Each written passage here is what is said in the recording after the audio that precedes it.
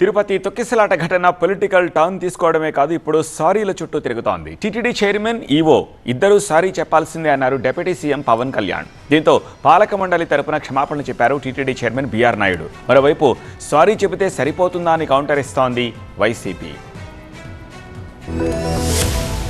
చిన్నపాటి ఏరియాలో ఒకళ్ళు చేసిన తప్పుకి మొత్తం సమిష్టిగా జిల్లా పోలీస్ యంత్రాంగం ఎస్పీ గారితో సహా దాన్ని ఫలితం అనిపించాల్సి వచ్చింది. నాకు ప్రత్యక్షంగా దానికి సంబంధం లేకపోయినా నేను దాంట్లో ప్రభుత్వంలో బాధ్యత కాబట్టి సనాతన ధర్మాన్ని పాటించే హిందువులందరినీ నేను క్షమాపణ అడిగాను. నేను ఈ రోజున అడుగుతుంది టీటీడీ బోర్డు పాలక మండలి చైర్మన్ గారు కానీ, సభ్యులు కానీ, ఈఓ కానీ, ఏఈఓ కానీ మీరు ప్రెస్ మీట్ పెట్టి క్షమాపణలు చెప్పండి.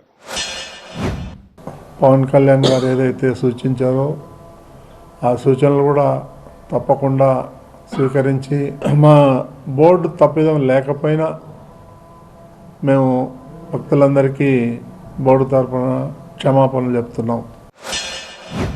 అందరి తరఫున క్షమాపణ చెప్తున్నాను. ఇంకా ఈవో గారు చెప్పాలి, వాళ్ళు చెప్పాలి, వీళ్ళు చెప్పాలి అని ఆయన బాధ్యతగా ఆ క్షమాపణతో ఆయన సరిపెట్టేశాడు. ఆయన అప్పుడు లడ్డు ఇష్యూ వచ్చింది, మనందరూ తెలుసు. దానికి ఒక ప్రాయశ్చిత్త దీక్షను దీక్ష చేశారు తెలుసు. ఇప్పుడు దీనికి ప్రాయశ్చిత్త దీక్ష ఎవరు చేస్తారు? క్షమాపణ ఏం దీక్ష ఉందా?